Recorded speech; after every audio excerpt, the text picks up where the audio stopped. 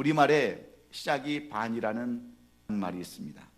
이 말은 시작의 중요성을 강조하는 말이기도 하지만 또 한편으로는 세월의 빠름을 의미하기도 하는 말이 바로 시작이 반이다라는 그런 말입니다. 그런데 이제 어느덧 2015년 한 해의 절반이 지나가고 벌써 6월 마지막 주일이 되었습니다. 그렇다면 이렇게 한 해의 절반을 보내고 이제 절반밖에 남지 않은 이 한 해를 우리가 어떻게 보내야 이 한 해도 승리할 수 있을까? 우리 모두가 다 고민해보지 않을 수 없습니다. 이렇게 세월의 빠름과 무상함을 느끼면서 남아있는 이 한 해의 후반기를 어떻게 우리가 보내야 정말 이 한 해를 잘 살았다고 고백할 수 있을까? 우리는 같이 한번 생각해 보기를 원합니다. 왜냐하면 우리는 매년 새해를 시작하면 한 해의 계획을 세우는데 한 해의 계획이 얼마나 이루어졌는지 계산해 보는 사람들이 많지 않기 때문입니다. 점검해 보지도 않는 사람들이 많이 있기 때문입니다. 그저 이 안에도 바람 부는 대로 물결 치는 대로 살아가는, 계획도 없이 살아가는 사람들이 너무나도 많이 있습니다. 여러분, 왜 그렇습니까? 무엇 때문입니까? 지혜가 없고 세월의 중요성을 그들은 모르기 때문입니다.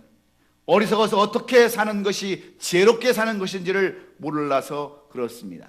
그래서 사도 바울은 에베소서 5장 15절로 16절에서 이렇게 우리에게 말씀해 줍니다. 그런즉 너희가 어떻게 행할지 자세히 주의하여 지혜 없는 자 같이 하지 말고 오직 지혜 있는 자 같이 하여 세월을 아끼라, 때가 악하니라, 이렇게 말씀합니다. 오래전 미국의 사상가요 철학자였던 마퍼드라는 사람이 쓴 책 가운데 후반전, 할프타임이라고 하는 책이 전 세계의 사람들에게 새로운 충격과 감동을 주었습니다. 이 책의 내용을 살펴보면 마퍼드라는 사람은 인생을 하나의 운동 경기로 비유해서 이미 전반전을 치르고 후반전을 남겨둔 사람들이 어떻게 살아야 하는가를 잘 설명해 주고 있는 책입니다. 이 책에서 저자는 인생의 후반전을 35세부터라고 간주한 다음에 인생의 계획과 목표를 오직 성공으로 보지 아니하고 가장 중요하고 가치 있는 일로 전환할 것을 조언하고 있습니다. 그러면서 이 세상에서 성공하고 부자가 되는 것이 이 세상을 떠날 때 무슨 의미가 있겠느냐 반문을 하고 있습니다. 짧은 인생 가운데서 성공하고 부자가 되는 것은 아무런 의미가 없다는 것을 분명하게 강조해 주고 있습니다. 그리고 이제 남은 시간, 남은 인생은 더 이상 후회하지 않는 일로 마무리하라고 당부하고 있습니다. 내가 그 아무리 돈을 많이 벌고 큰 명예를 얻고 권세를 누린다 할지라도 인생의 끝, 말년의 삶이 후회하는 인생이라고 한다면, 후회하는 삶이라고 한다면 그 인생은 의미 없는 인생이기 때문입니다. 내 마지막 인생이 가슴을 치고 통곡하는 인생이라면 그 인생은 잘못된 인생이요 실패한 인생임에 틀림이 없기 때문입니다. 그러므로 우리 인생 마지막 때에 후회하지 아니하고 감사하는 마음과 기쁨 있는 삶을 살아가려면 지금부터 내가 얼마나 귀중한 존재인가를 우리는 먼저 알아야 합니다. 그리고 내가 무엇에 가치를 두고 살아가는지를 알고 깨달아야 합니다. 그런데 우리는 어디에 초점을 맞추고 살아갑니까? 우리는 무엇에 인생을 걷고 신앙생활을 하고 있으십니까? 오늘 이 본문의 말씀은 우리가 중요하게 여겨야 하는 인생 최고의 가치에 대해서 가장 뚜렷하게 교훈해 주는 성경의 말씀입니다. 전서 1장 1절에 기록된 다윗의 아들 예루살렘 왕 전도자의 말씀이라고 하시는 이 말씀을 통해서 이 전도서를 쓴 사람이 누군가를 우리는 가히 짐작해 볼 수 있습니다. 이스라엘에는 40명이 넘는 왕들이 있었지만 오늘 본문 2장 25절에 먹고 즐거워하는 일에 누가 나보다 승하리 하는 말씀을 보면 이스라엘의 세 번째 왕이었던 솔로몬의 고백이 틀림없음을 우리가 살펴볼 수 있습니다. 그렇습니다. 솔로몬 왕처럼 이 세상에서 모든 것을 다 누리고 화려하고 멋있게 산 사람도 없습니다. 그가 얼마나 화려하고 부하게 살았던지 역대하 1장 14절에는 이렇게 솔로몬이 살았던 흔적을 기록해 놓았습니다. 솔로몬이 병거와 마병을 모음해 병거가 1400대요 마병이 12,000명이라 병거성에도 두고 예루살렘 왕에게도 두었다라고 이렇게 말하고 있을 뿐만 아니라 또한 은금을 돌같이 흔하게 썼고 백양목을 평지의 뽕나무처럼 사용했던 사람이 바로 솔로몬 왕입니다. 뿐만 아니라 그는 왕비와 후궁을 1000명씩 거느린 이스라엘의 역사에서 가장 부와 명예를 누린 왕이었습니다. 여러분 어디 그뿐입니까? 그는 하나님 앞에서 1000번제를 드림으로 말미암아 지혜와 총명을 얻어서 저 멀리 인도에서 스바 여왕이 소문을 듣고 찾아올 정도로 칭송이 자자했던 왕이 바로 솔로몬 왕입니다. 솔로몬 왕은 인생에 있어서 물질과 명예와 쾌락과 심지어는 지식까지도 마음껏 누리면서 세상에 그 누구도 풀어하지 아니하고 살았습니다. 그런데 이렇게 세상 부를 것 없이 살았던 솔로몬 왕의 마지막 고백이 여러분 무엇입니까? 오늘 본문 17절에 이러므로 내가 사는 것을 미워하였노니 이는 해 아래 사는 일이 내게 괴로움이요 모두 다 헛되어 바람을 잡으려는 것이기 때문이로다 이렇게 고백합니다. 지금까지 살아온 인생이 잘못된 인생이요 잘못된 삶이었다고 고백하는 솔로몬을 볼 수 있습니다. 솔로몬이 스스로 큰일을 했고 그 누구도 해보지 못했던 영광과 부귀와 쾌락을 누려보았지만 인생의 맨 마지막 부분에서 그가 남기고 가는 고백은 다 헛되어서 바람을 잡으려는 것과 똑같았다라고 후회하는 그러한 고백이었습니다. 그리고 18절에 가서는 내가 해 아래서 나의 수고를 미워했노니 이는 내 죄를 이을 이에게 남겨줌이 됨이라 이렇게까지 고백합니다. 자기의 인생에서 이 후회가 끝나는 것이 아니라 자기 후손들에게까지 이 잘못된 유산을 물려주게 되었다라고 고백하는 솔로몬이 남기고 싶은 그러한 고백입니다. 솔로몬이 남긴 지금까지 인생 유산으로 인해서 자식들이 자신과 똑같은 삶을 살게 되었다는 것이 너무나도 후회스럽다고 하는 그러한 고백입니다. 너무나도 안타깝다고 하는 절규와 똑같습니다. 차라리 부족하고 없이 살았다고 한다면 오히려 내 인생이 이렇게 후회하지 않는 인생이 되었을 것이라는 때늦은 한탄입니다. 한마디로 압축하면 나처럼 살지 말아라는 그러한 충고와도 똑같습니다. 그래서 19절에 그 사람이 지혜자일지 우매자일지야 누가 알냐마는 내가 해 아래서 내 지혜를 다하여 수고한 모든 결과를 그가 다 관리하리니 이것도 헛되도다 이렇게 다시 고백합니다. 사랑하는 성도 여러분, 솔로몬은 왜 그토록 화려한 삶, 많은 물질과 부귀와 명예와 쾌락을 누렸으면서도 이처럼 후회하며 한탄하는 인생을 살았다고 고백하고 있을까요? 어째서 자식 농사마저 실패했다고 이렇게 고백하는 것일까요? 왜 이런 삶을 살게 되었다고 인정하는 것인가? 오늘 본문의 20절은 그 대답을 이렇게 짤막하게 말하고 있습니다. 이러므로 내가 해 아래서 수고한 모든 수고에 대하여 도리어 마음이 실망케 되었다 그랬습니다. 그토록 많은 것, 좋은 것, 풍성한 것을 다 누려보고 나름대로의 육체적 만족을 다 얻었으나 마음만은 허전하여서 견딜 수가 없었다라는 고백입니다. 육체적인 만족은 세상적인 것으로 이룰 수 있었지만 정신적인 만족, 영적인 만족이 없음으로 인해서 항상 불안하고 무언가 항상 허전함을 느끼고 살았다라고 이렇게 이야기하고 있습니다. 한마디로 정신적인 만족, 영적인 만족은 세상 것으로도 육신적인 것으로도 해결이 안 되더라 하는 그러한 이야기와 같습니다. 그래서 솔로몬은 전도서를 쓰면서부터 뭐라고 시작을 하고 있습니까? 헛되고 헛되며 헛되고 헛되니 모든 것이 헛되더라고 이렇게 전도서를 시작하는 솔로몬을 우리가 볼 수 있습니다. 왜 그런지 아십니까? 많은 사람들이 자신의 지혜와 지식과 재주를 이용해서 얻은 여러 가지 것들을 수고도 하지 않냐고 노력도 하지 않은 후손들에게 물려줌으로 그 후손들까지 잘못된 삶을 살게 하는 간접적인 실수를 저지르기 때문에 그렇습니다. 자식들이나 후손들에게 잘못된 것들을 남겨줌으로 그들로 하여금 잘못된 삶, 헛된 삶을 살게 한 솔로몬이 뒤늦게 헛되고 헛되다라고 고백하고 있는 겁니다. 이 말은 솔로몬이 어디에서 배우고 들은 이야기가 아닙니다. 그가 직접 체험하고 경험한 삶을 통해서 오늘 하는 말입니다. 사랑하는 성도 여러분, 우리들 중에 누가 솔로몬처럼 그렇게 화려하고 부한 삶을 살아본 사람이 있습니까?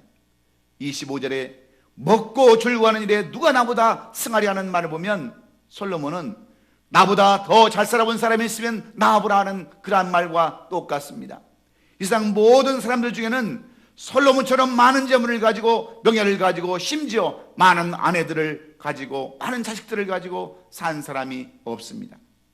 그런데 이런 솔로몬의 입에서 헛되다고 하는 이 고백이 나왔다면 우리는 먼저 왜 그가 이런 고백을 할 수밖에 없었는가를 살펴보아야 합니다. 또한 하나님의 은혜 안에 살았던 모세도 시편 90편 10절에서 고백하기를 우리의 연수가 70이요 강건하면 80이라도 그 연수의 자랑은 수고와 슬픔뿐이요 시소기가 아니 우리가 날아가나이다 했던 이 고백을 통해서 솔로몬과 모세가 우리에게 주고자 하는 인생 최고의 가치는 무엇인가? 오늘 우리는 이 솔로몬과 모세가 우리 삶 가운데서 인생 가운데서 가장 중요한 것이 무엇인가를 우리가 한번 같이 살펴보고 깨닫는 이 아침이 되기를 간절히 원합니다. 그렇다면 우리가 이 세상을 살아가면서 이제 전반기를 보내고 후반기를 맞는 우리들에게 있어서 가장 최고의 삶의 최고의 목적 가치는 무엇일까요? 첫째는 심령의 낙을 누리는 것이라고 오늘 본문 24절은 우리에게 말씀해 주고 있습니다. 무엇보다도 먼저 영혼의 안식, 영혼의 만족을 누리는 것이 우리의 인생에 있어서 최고의 가치가 있음을 성경은 말씀해 주고 있습니다. 오늘 본문 24절에 사람이 먹고 마시며 수고하는 것보다 그의 마음을 더 기쁘게 하는 것은 없나니 내가 이것도 본즉 하나님의 손에서 나오는 것이로다 이렇게 말씀하고 있습니다. 솔로몬이 인생의 잘못이 무엇인지를 깨달았는데 그것은 이 심령의 낙, 영혼의 낙, 영적인 기쁨, 영적인 생명을 누리지 못하고 살았기 때문에 억울하다라고 너무나도 후회스럽다라고 고백하고 있는 겁니다. 사랑하는 성도 여러분, 누가복음 16장에 보면 예수님께서는 우리에게 이 천국 복음을 말씀해 주시기 위해서 여러 가지 비유를 말씀하실 때에 불의한 청지기와 부자 나사로에 대한 이야기를 비유로 말씀해 주고 있습니다. 한 부자가 있었는데 그는 늘 차색 옷과 고운 베옷을 입고 날마다 호화롭게 잔치를 하며 살았습니다. 그런데 거짓 나사로는 병이 들어서 이 부자의 집 대문에 누워서 부자의 상에 떨어지는 부스러기를 먹고 그는 살았습니다. 얼마나 병이 들고 상처가 심했던지 동네의 개들이 와서 그 상처를 핥아먹었다라고까지 기록해 놓았습니다. 그러던 어느 날 이 두 사람이 죽어서 거짓 나사로는 아브라함의 품에 안겼고 부자는 지구음부에 떨어져 구더기도 죽지 아니하고 꺼지지 않는 유황불길 속에서 고통을 받는다고 하는 내용으로 기록해 놓았습니다. 그때 부자는 천국에서 나사로를 품에 안고 있는 아브라함에게 나를 불쌍히 여겨서 그 나사로로 하여금 손가락에 물을 찍어서 내 혀를 좀 적셔달라고 부탁을 합니다. 그때 아브라함이 뭐라고 대답합니까? 얘야, 너는 살았을 때에 좋은 것을 받았고 나사로는 고난을 받았지만 내가 기억할 것은 저는 위로를 받고 너는 고민을 받느니라 말씀하고 있습니다. 여러분, 이 말씀이 어떤 말씀입니까? 부자는 천국에 들어갈 수 없다라고 하는 그러한 의미일까요?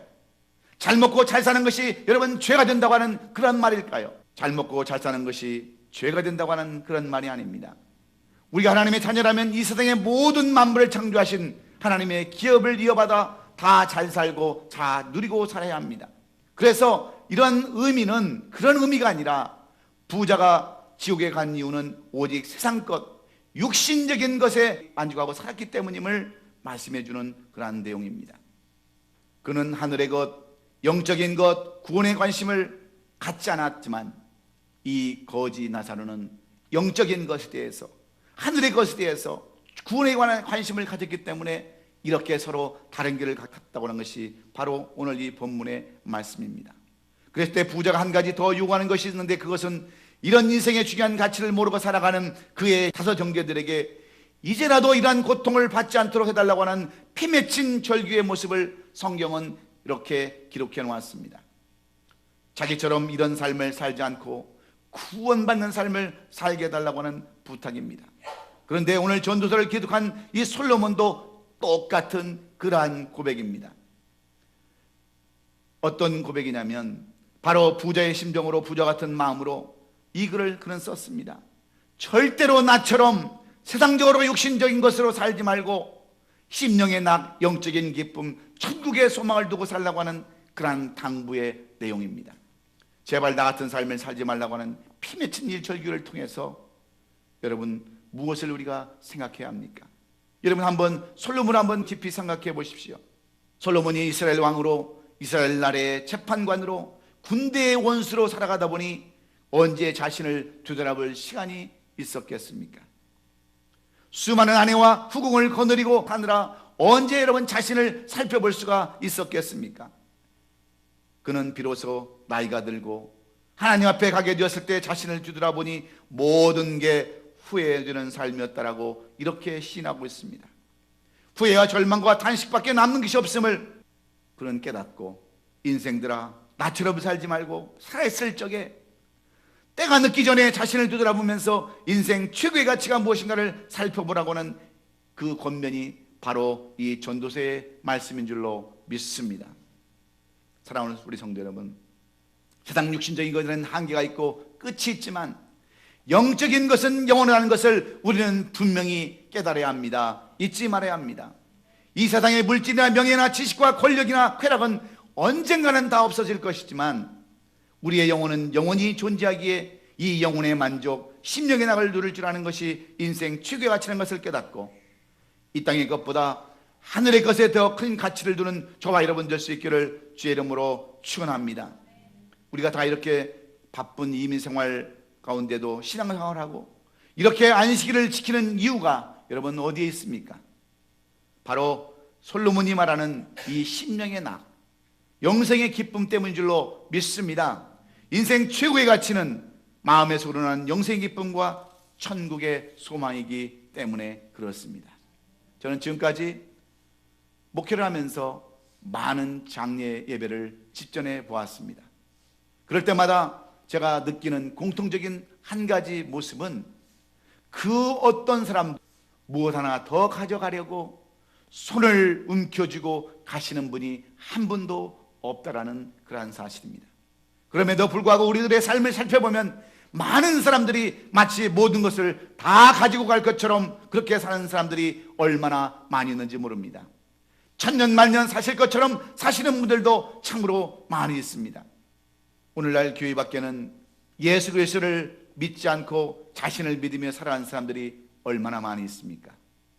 돈과 지식과 명예와 쾌락을 위하여 안식일도 지키지 않냐고 살아가는 사람들도 이루 말할 수 없이 많습니다. 이런 인생들을 향하여 솔로몬은 무엇라고 권면합니까? 무엇라고 말합니까? 이는 해 아래 사는 일이 다 내게 괴로움이요 다 헛되어 바람을 잡으려는 것이로다라고 말씀하고 있습니다. 사랑하는 성도 여러분, 오늘 우리는 다시 한번 우리 자신을 점검해보고 나는 과연 무엇에 소망을 두고 살아가는지, 어디에다가 내가 인생의 최고의 가치를 두고 살아가는지 한번 살펴보면서 비록 가진 것은 없다 할지라도, 배운 것은 없다 할지라도, 내놓을 것은 없다 할지라도 나는 영원히 하나님의 자녀요, 영원히 죽지 않냐고 영생을 누릴 수 있는 구원받은 백성이라는 것, 이 인생의 최고의 가치가 주는 심령의 낙을 누리심으로 이 한 해의 절반을 마치고 이제 후반전을 시작하는 우리 모든 성도들이 되시기를 예수님의 이름으로 축원합니다. 두 번째로 우리 인생의 최고 가치는 모든 것이 하나님의 손에 달려있다고 하는 것을 아는 것임을 오늘 솔로몬은 우리에게 교훈해 줍니다. 이 세상 모든 만물이 하나님의 주관 아래 있다는 것을 아는 사람, 절대적인 신분주의 신앙을 가진 사람은 참된 인생, 최고의 인생을 살아가는 사람입니다. 솔로몬은 지금까지 수많은 재물과 수많은 명예와 쾌락을 누리며 지내왔습니다. 그러면서도 그는 심령으로 낙을 누리지 못하고 늘 공허한 마음과 허전한 마음으로 지내왔던 것을 우리는 살펴볼 수 있습니다. 왜 그렇습니까? 그는 한때 일천번제를 드릴 정도로 하나님 앞에 헌신하고 봉사하며 예배를 드렸던 사람입니다. 그래서 하나님은 솔로몬에게 내가 내게 무엇을 줄고 또는 구하라 하셨을 때에 주는 이제 내게 지혜와 지식을 주사 백성을 다스리게 해 주옵소서. 그는 그렇게 요구했습니다. 그랬을 때 솔로몬은 부와 재물이나 명예나 장수도 원하지 않고 자신의 백성들을 다스리는 지혜를 달라고 했을 때 하나님은 그에게 구하지 아니한 모든 것까지도 허락하셨습니다. 그러나 한 가지 그가 미처 알지 못한 것은 우리의 심령도 하나님의 손에서 죽어나고 있다는 이 사실입니다. 그래서 그는 자기 마음대로 살았습니다. 이것을 이 사절에 보면 내가 이것도 본즉 하나님의 손에서 나는 것이로다 이렇게 고백하고 있지 않습니까? 하나님은 우주 만물을 주관하시고 우리의 영혼까지도 우리의 심령까지도 주관하시고 계심을 그는 뒤늦게 깨달았다라고 고백합니다. 물질이 있고 건강할 때는 몰랐는데, 부귀와 영광을 누리면서 쾌락 속에 살 때는 몰랐는데, 이제 늙고 힘이 없어서 죽을 때가 되다 보니 결국은 하나님 손에 사는 인생에 불과하다는 것을 비로소 깨닫게 되었다고 하는 안타까운 고백입니다. 그래서 이것을 모르고 살아온 세월이 너무나도 후회스럽다고 하는 이 고백을 통해서 우리가 무엇을 배워야 할까요? 내 마음도 내가 다스리는 것이 아니라 하나님께 다스리는 것을 알고 좀 더 하나님 앞에 나가서 기도하고 제단 쌓는 일을 열심히 했다고 한다면 육신적인 복뿐만 아니라 영적인 복을 누리고 살 수 있었음을 뒤늦게 후회해본들 무슨 소용이 있겠습니까? 여러분, 왜 많은 사람들이 교회를 다니지 아니하고 예수 그리스도를 여러분 인정하지 않는 것입니까? 한마디로 믿지 못하기 때문에 그렇습니다. 하나님을 우습게 여기기 때문에 그렇습니다. 그래서 엎드리지 않냐고 순종하지 않냐고 오히려 예수 믿는 사람들을 불쌍하게 보고 이상하게 취급합니다. 우리가 다 알다시피 솔로몬은 이스라엘의 왕이었습니다.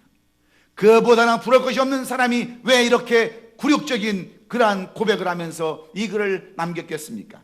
자신은 물론이거니와 나라와 가문을 망신시키는 이러한 유언을 왜 남기느냐 하는 겁니다. 우리가 보통 유언을 할 때는 거짓말을 하거나 속이는 사람은 없습니다. 죽음이라는 것은 모든 것을 다 빼앗았기 때문에 죽음 앞에서 사실을 왜곡하는 사람은 별로 없습니다. 차라리 말을 하지 아니하고 침묵했으면 했지 일부러 거짓말하는 사람은 많지 않습니다. 그런데 솔로몬은 입에서 이렇게까지 고백하고 유언으로 남기는 이유는 그가 하나님의 존재를 가볍게 보았다고 하는 어리석음 때문입니다. 여러분, 우리 인간처럼 연약한 피조물이 어디에 있습니까? 어느 것 하나 우리의 마음대로 할 수 있는 것이 아무도 없는 초라한 인생이 바로 우리의 인생들입니다. 그러므로 우리의 그 알량한 지식과 쓸데없는 그러한 자존심, 그런 것들을 다 버리시고 지금도 우리의 모든 것을 보고 계시고 주관하시는 그 하나님 앞에 엎드려서 그분의 주권 앞에 순종해야 될 줄로 믿습니다. 그리고 주님, 내가 여기 싸우니 나를 받아주옵소서 하면서 주님 앞에 나가야 합니다. 왜 그렇습니까? 이 세상 모든 것이 하나님의 손 아래에 있고 하나님께서 주관하시기 때문입니다. 그러므로 이 남은 한 해, 이 후반전의 삶은 모든 것을 하나님 앞에 맡기고 그분의 능력과 권세에 의지하는 절대적인 신본주의 사상, 하나님을 최우선으로 하는 그러한 신앙으로 여러분 살아가시기를 예수 그리스도의 이름으로 축원합니다. 마지막으로 오늘 손영문이 우리에게 교훈해 주는 세 번째 인생 최고의 가치는 무엇이라고 말씀합니까? 하나님을 기쁘게 하는 것이 바로 우리 인생의 최고의 목적이라고 이렇게 솔로몬은 우리에게 교훈해 줍니다. 오늘 본문 26절에 하나님이 그가 기뻐하시는 자에게는 지혜와 지식과 희락을 주시나 죄인에게는 노고를 주시고 그가 모아 쌓게 하사 하나님을 기뻐하는 자에게 그가 주게 하시지만 이것도 헛되어 바람을 잡는 것이로다 그랬습니다. 하나님께서는 하나님을 기쁘시게 하는 자에게 지혜와 지식과 희락을 주어서 인생의 최고의 가치로 살게 하신다고 하는 약속의 말씀이기도 합니다. 그러나 믿지 않는 사람들에게는 힘들게 하시고 그 모든 것들을 하나님을 기쁘시게 하는 삶을 사는 사람들에게 돌려준다고 하는 그러한 말씀입니다. 결국 믿는 자와 믿지 않는 자의 차이는 하나님을 기쁘시게 하느냐 기쁘시게 하지 않느냐의 차이임을 우리에게 말씀해 줍니다. 사랑하는 성도 여러분, 우리는 돈을 벌어도 하나님을 기쁘게 하시면서 돈을 벌어야 합니다. 가정생활을 해도 직장생활을 해도 사업을 해도 그 어떤 일을 해도 하나님이 기뻐하시는 일을 할 때 그것이 축복이요 은혜인 줄로 믿습니다. 하나님을 슬프게 하면서 하나님의 마음에 근심을 주고 그 아무리 돈을 벌고 모아도 결국은 헛된 것들이기 때문입니다. 이것이 솔로몬이 체험한 그러한 인생의 고백입니다. 그 아무리 많이 남겨놔도 아무리 좋은 성전을 지었으면 무엇합니까? 그곳에 하나님이 계시지 않는다고 한다면, 하나님이 기쁘시지 않다고 한다면 무슨 소용이 있겠습니까? 성경에도 하나님을 기쁘시게 한 자와 슬픈 자들의 이야기가 많이 기록되어 있습니다. 그 대표적인 예가 바로 에서와 야곱의 이야기가 아닙니까? 에서는 하나님을 슬프게 한 사람이지만 야곱은 하나님을 기쁘게 한 자요, 또한 사울과 다윗의 이야기를 통해서도 사울은 하나님을 슬프게 한 자지만 다윗은 하나님을 기쁘게 한 자이므로 그들의 결과가 어떻게 되었음을 성경은 낱낱이 우리에게 기록해 주고 있습니다. 12정탐꾼의 이야기를 통해서도 수많은 사람들의 이야기를 통해서 하나님을 기쁘시게 한 자와 기쁘시게 하지 않은 자의 차이를 성경은 우리에게 낱낱이 말씀해 주셨습니다.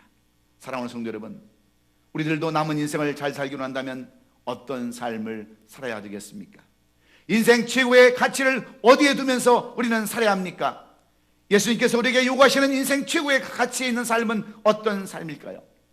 예수님은 이 땅에서 만왕의 왕으로 오셔서 전반적인 삶은 누가 보아도 실패의 삶, 누가 보아도 초라한 삶이었습니다.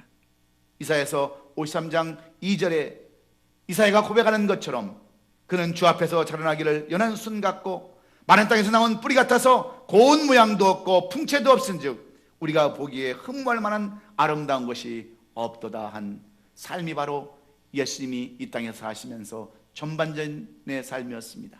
그러나 예수님의 후반전의 삶은 어떤 삶이었습니까? 먼저 천국의 소망을 두는 그러한 심령의 낙을 누리면서 절대적인 하나님을 바라보면서 하나님을 기쁘시게 하는 삶을 살았을 때 예수님의 마지막 신앙 고백은 무엇이었습니까? 데텔라스타이, 이제 모든 것을 다 이뤘다고 하는 그러한 승리의 고백이었습니다. 내가 실패했다라고 고백하는 것이 아니라, 잘못 살았다고 고백하는 것이 아니라, 이제 다 이루었다라고, 승리했다라고, 더 이상 후회함이 없다라고 고백하는 이 예수님의 고백을 통해서 우리는 솔로몬과 신약시대의 예수님을 통해서 우리는 무엇을 배울 수 있습니까? 우리는 어떤 삶을 살아야 합니까? 먼저 심령의 낙, 하늘의 천국의 소망을 두는 그 영혼의 기쁨을 여러분 먼저 누리시기를 주의 이름으로 축원합니다. 그 세상 다른 것을 의지하지 마시고 오직 하나님 절대적인 신분주의 사상을 가지고 주님만 바라보면서 이 한 해를 시작한다면 이 한 해는 바로 우리의 승리의 삶을 보장받는 놀라운 역사가 임할 줄로 믿습니다. 마지막으로 하나님을 기쁘게 하는 삶을 사십시오. 이 2015년 7월은 이렇게 다시 한번 후반전을 새롭게 시작해서 우리도 다 같이 신앙생활에서도 그런 삶을 살아가시기를 예수님의 이름으로 축원합니다. 축원합니다.